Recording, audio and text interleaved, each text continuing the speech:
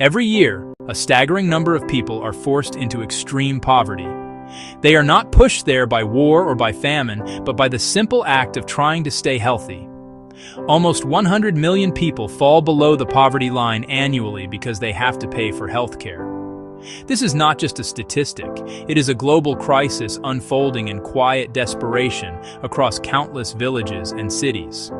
It represents a profound moral failure in our interconnected world.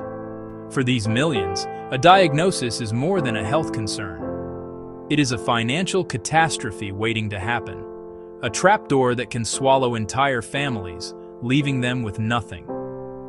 This devastating reality demonstrates the cruel intersection of health and wealth. When a family member gets sick, the costs of treatment can become an unbearable burden. In a small, sun-drenched village, far from any major city, a young mother named Amina woke to the sound of her child's labored breathing. The boy's fever had been rising for 2 days, and a deep, rattling cough had settled in his chest. Fear clutched at her heart. The local clinic, a small concrete building staffed by a single nurse, was a long walk away. She knew it would demand a fee for consultation and for any medicine she might need.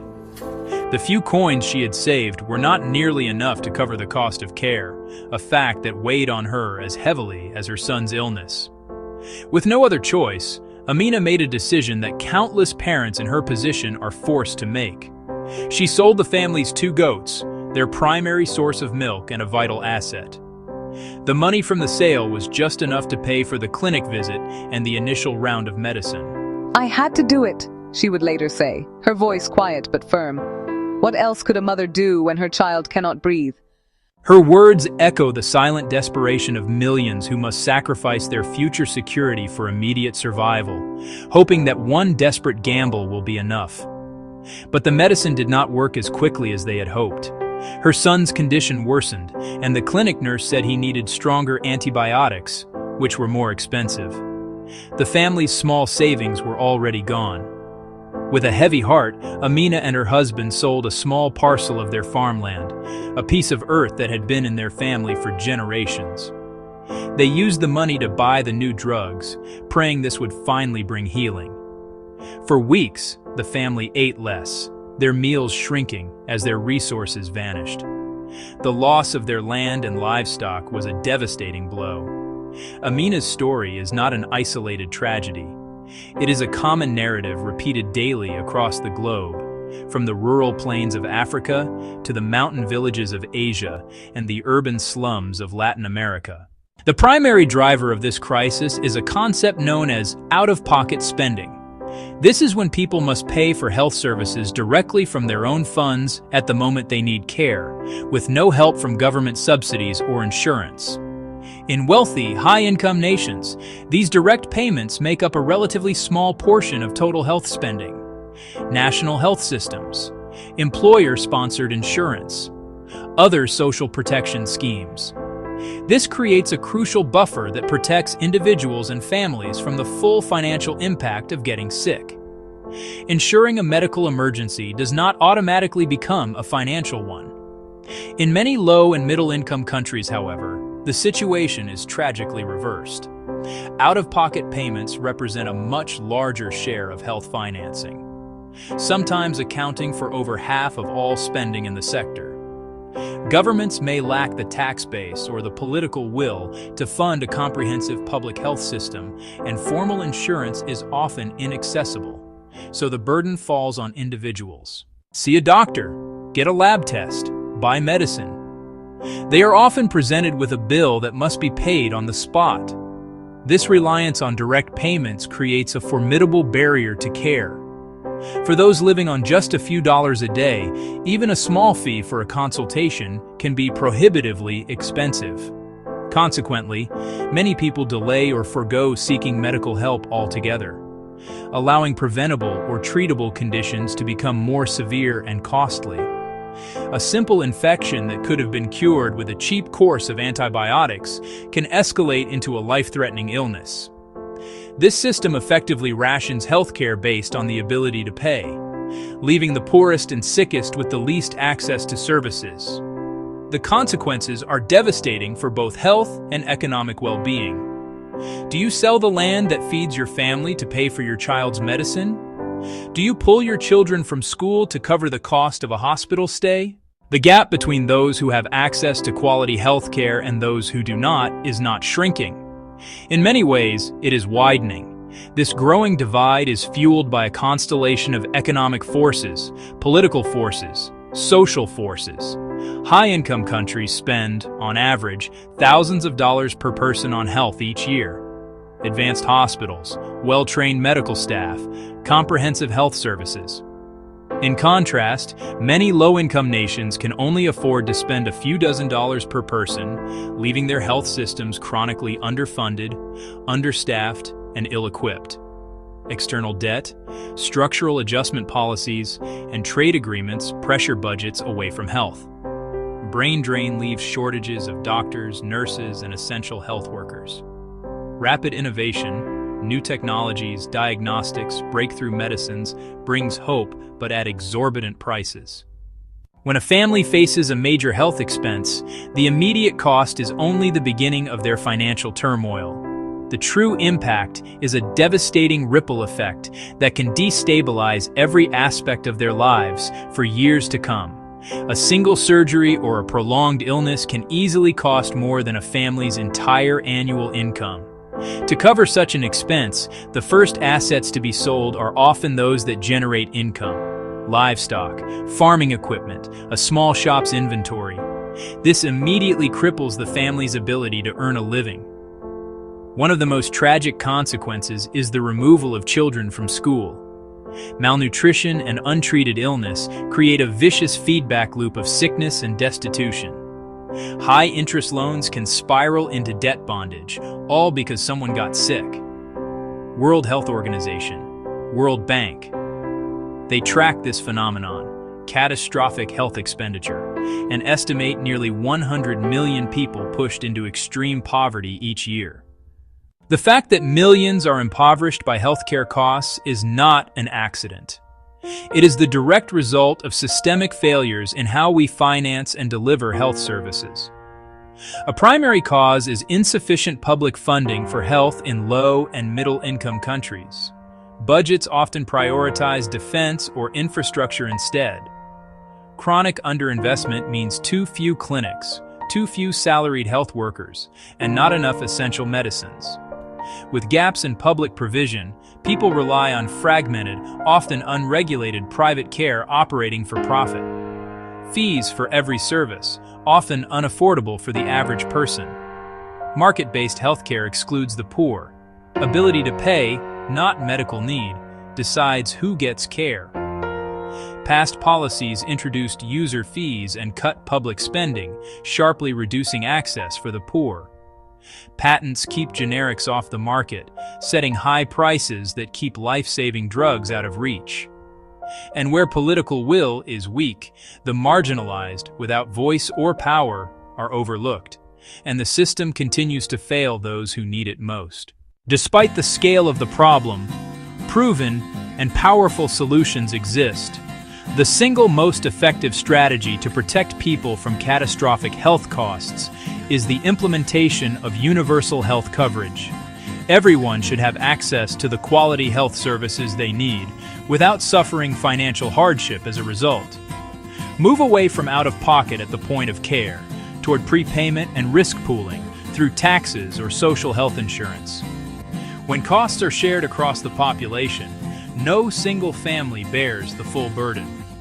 Thailand's 30 Baht scheme provided comprehensive care for a nominal co-payment, reducing out-of-pocket spending and improving access.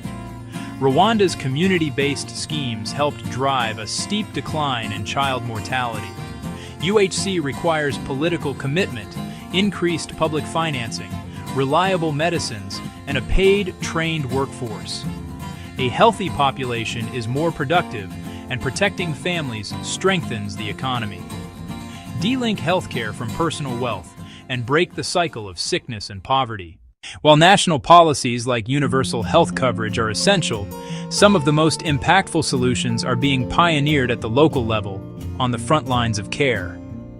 Community health workers, often women, receive basic medical training to provide essential services where people live, bridging formal systems and remote populations.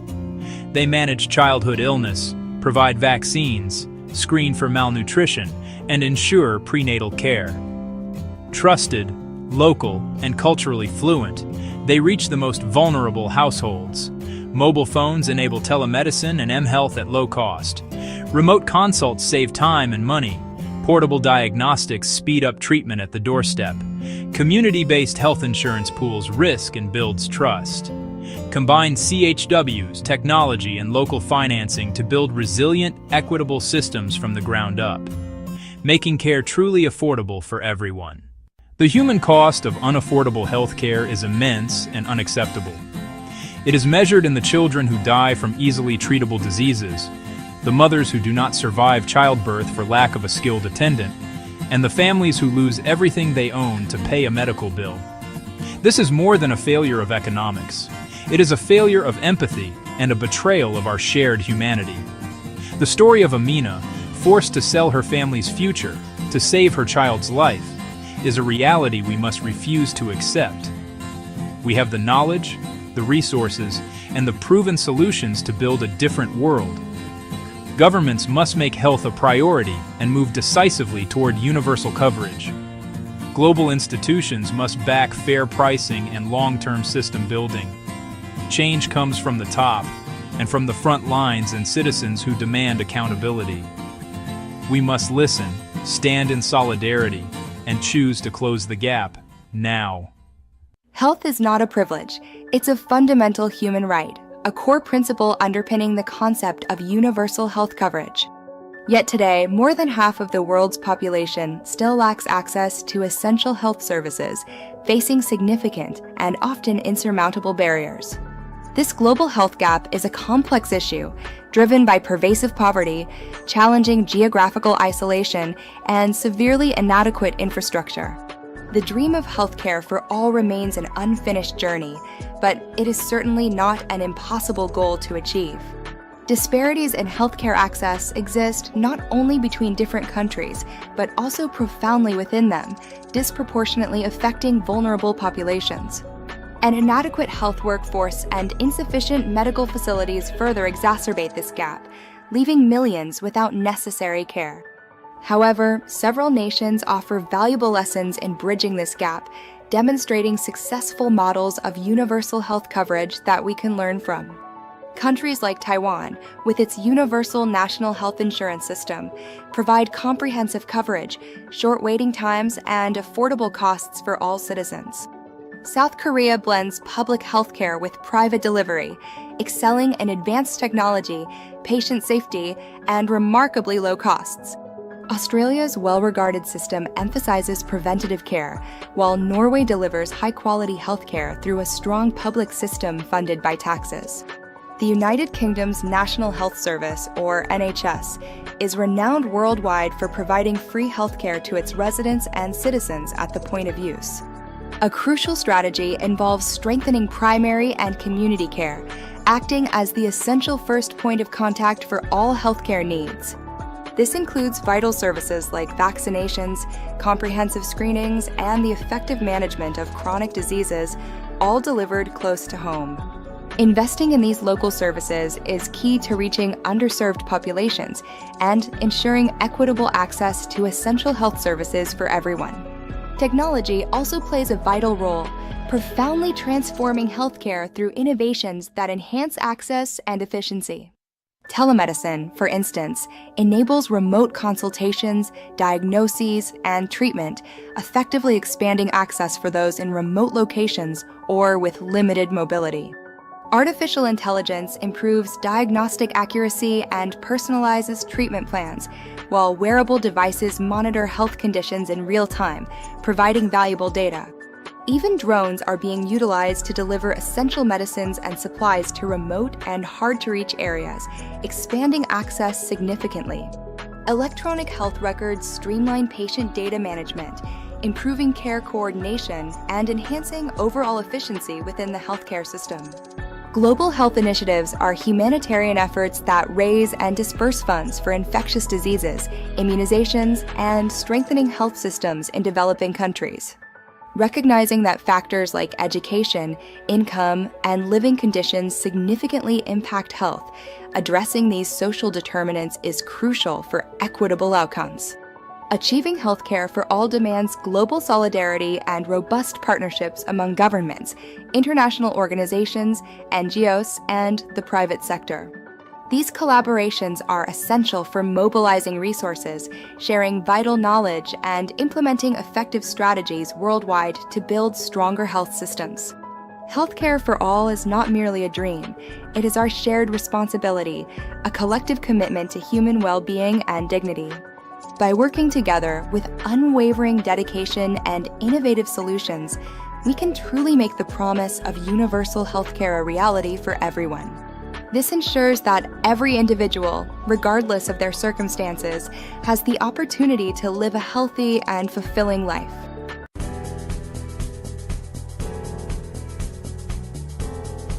Hi there, I'm Miss Sarah. Well, I guess you could call me Peaceism. Yeah, peace works. Let me show you something important. See these people? They're all struggling with healthcare. It's tough out there. But what if I told you there's a way to change all this? Enter World Peace Development Holdings Limited. They've got this amazing idea called the Peaceism ecosystem. It's all about bringing people together, you know? Healthcare for everyone. Watch this. See how everything's connecting? Now look, people are healthier, happier, and more peaceful. Cool, right? Want to be part of this change? Join us at the Healthcare for All Expo. Together, we're building a sustainable future. How's that for world peace? Remember, a healthy world is a peaceful world. See you soon.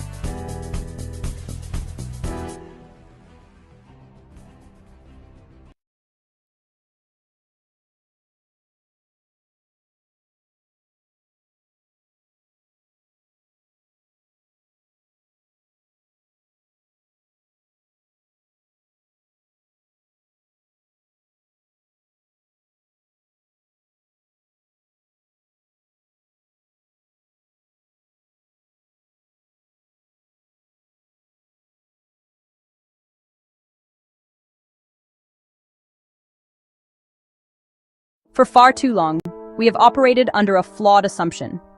We have treated the mind and the body as two separate, unrelated entities. We visit one doctor for a persistent cough, and another, if we dare, for a persistent feeling of sadness. This division is not rooted in human biology, but in the history of our health systems. It is an artificial divide that has created profound barriers to receiving good, compassionate care. It forces people to navigate a fragmented system, often at a time when they feel most vulnerable. This separation is inefficient, and it is failing millions of people around the world every single day. The truth is that our health is a single, interconnected state of being. You cannot be truly physically well if you are not mentally well, and vice versa. It means bringing mental health care into the spaces where people already go for their physical health needs, like primary care clinics, community health centers. It means treating the whole person, not just a collection of symptoms. This approach makes care more accessible, more effective, and deeply respectful of the human experience. It is the future of medicine. Imagine a world where discussing your mood with your family doctor is as normal as checking your blood pressure. This is the promise of integrated care. When mental health support is woven into the fabric of routine health care, it becomes just another part of staying healthy. This normalization is crucial because it helps people get help sooner, before a small problem becomes a crisis. It acknowledges the undeniable reality that our emotional well-being is fundamental to our overall health. Therefore, our mission must be to dismantle this artificial wall between mind and body. The cost of inaction is too high, measured in prolonged suffering, worsened chronic diseases, and lives diminished by preventable distress. By embracing a model of integrated care, we are not just redesigning health services. We are promoting a more humane and effective way of caring for one another. This shift is not a distant dream, but a practical and achievable goal. It begins with the understanding that mental health is not a luxury, but a fundamental component of all healthcare, for all people, everywhere. Our bodies and minds are in constant conversation. This is not a philosophical concept. It is a biological reality.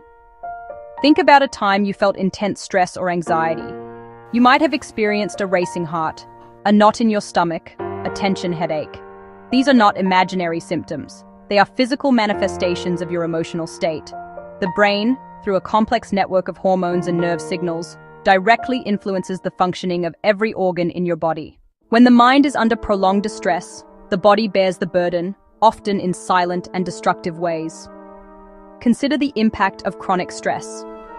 When we are consistently worried or overwhelmed, our bodies are flooded with hormones like cortisol. In the short term, this response helps us manage threats. But over weeks, months, and years, elevated cortisol can weaken the immune system, making us more susceptible to infections. It can raise blood pressure, increasing the risk of heart disease, stroke. It can disrupt our digestion, leading to issues like irritable bowel syndrome. This cascade of physical consequences shows that ignoring our mental health is a direct threat to our physical health. The connection flows in the other direction as well. Living with a chronic physical illness such as diabetes, arthritis, or cancer is an immense psychological challenge. The daily management of symptoms, the uncertainty about the future, and the physical pain can understandably lead to feelings of sadness, anxiety, or hopelessness. It is no surprise that people with long-term health conditions have a much higher rate of depression than the general population.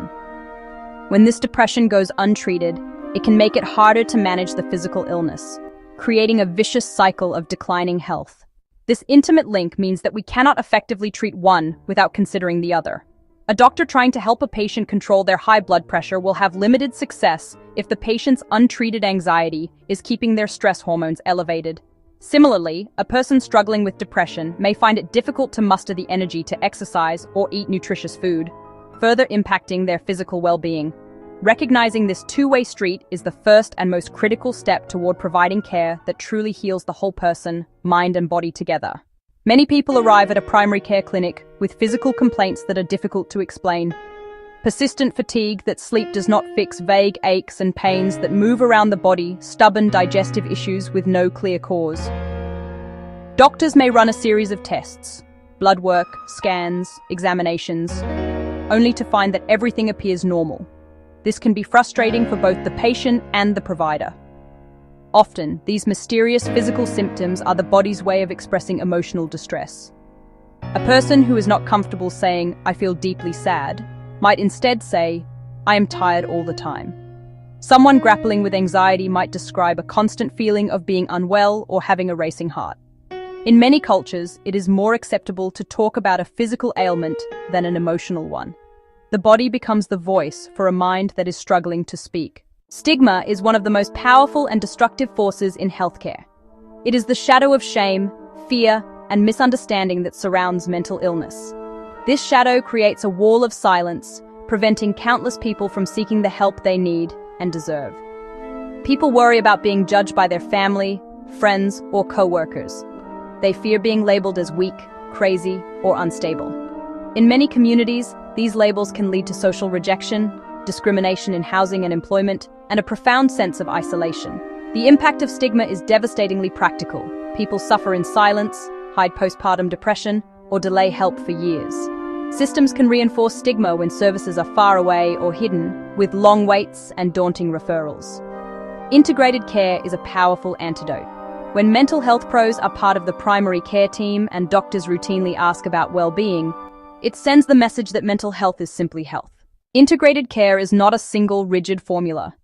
It is a flexible approach that can be adapted to different settings and resources. One of the most effective and widely studied models is the collaborative care model. In this setup, a primary care team, a doctor and nurse, works hand-in-hand with a behavioral health care manager and a consulting psychiatrist. The care manager, often a social worker or psychologist, meets with patients in the clinic, provides brief counseling, and tracks progress with simple tools. They consult regularly with the psychiatrist to adjust the plan, in close communication with the primary care doctor. Another approach embeds support in community settings, where people live, work, and gather. Trusted workers provide psychological first aid, teach basic coping skills, and connect people to more specialized care. Digital stepped care offers scalable first steps, guided apps, online programs, brief phone support, with step-up pathways to therapy or intensive care as needed. The common thread among these models is teamwork and communication. They break down the silos that have traditionally kept physical and mental health providers apart. Information is shared, care plans are coordinated, and the patient is always at the center. The goal is a no-wrong-door system, where any entry leads to identifying and addressing both physical and mental health needs. This coordinated, team-based approach is the blueprint for a more effective, efficient, and compassionate system of care for all. While systemic change is crucial, there are powerful steps you can take to begin integrating your own mind-body care. Start the conversation. Next visit, be prepared to talk about your whole health. Reflect on emotions, sleep, energy, and mood. Choose one trusted health worker and share it. Simply saying, "I've been feeling very stressed lately," can be the key that unlocks better care. Second, build a personal toolkit for managing stress and improving emotional well-being. These do not need to be complicated or time-consuming. Start with deep breathing 5 minutes daily. Inhale 4, hold 4, exhale 6. This simple exercise can calm your nervous system. Visual.